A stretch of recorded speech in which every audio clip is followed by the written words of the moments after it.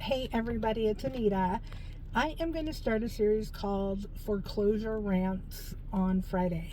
And all it's going to be about is people that I talk to that are in foreclosure and just the different things that they're doing, just to give you a perspective of what not to do. So anyway, and I have a lot of them. So I may do something regarding probate or something. But if there's a video you want to know about, whether it's foreclosures or probates, let me know, because I probably have a story behind every single one of those. So anyway, I spoke to a gentleman yesterday. His property is actually going into foreclosure. It was supposed to go into foreclosure today.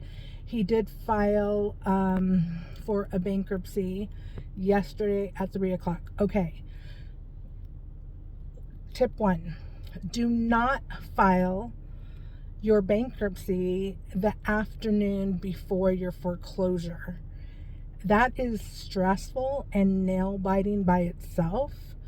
Now, he had to do it because he filed for bankruptcy a year ago, and he had to wait a year to file bankruptcy again. Now, his first bankruptcy dismissed, and so now he was able to file bankruptcy again.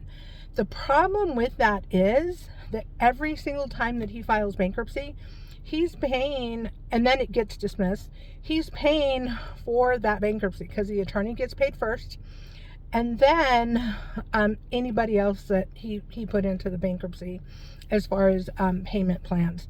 But that doesn't exempt him from starting to have to make his mortgage payments. So once you file bankruptcy, know that not only are you going to have a bankruptcy payment, but you're also going to have to start making payments on your mortgage. The only thing that goes into bankruptcy is the delinquency that you're behind. So if you're behind $36,000, that is what the bankruptcy court is going to collect for those payments and pay on your behalf. But you have to start making your regular mortgage payments. Well, he did not. And so now he had to file bankruptcy again 1 year later. The other problem with that is he is wasting a ton of equity in his home. He only owes $126,000. Okay? 2 years bankruptcy.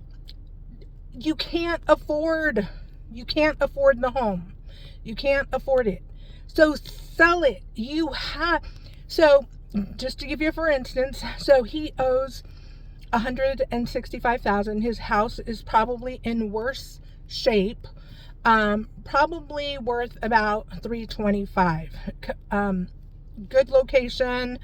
I've seen his house, rough on the outside, low maintenance, just a typical foreclosure. But he has a ton of equity. Take that money and get reestablished. Guys, if you're having to file bankruptcy 2 years in a row, something is wrong. You can't afford that mortgage.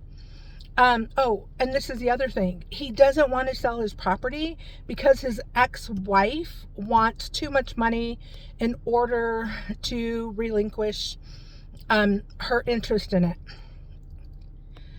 He was awarded the house in the divorce. There's a way of going around that, guys. Reach out to a specialist. If you're having foreclosure problems, please reach out to somebody, because there is help for you.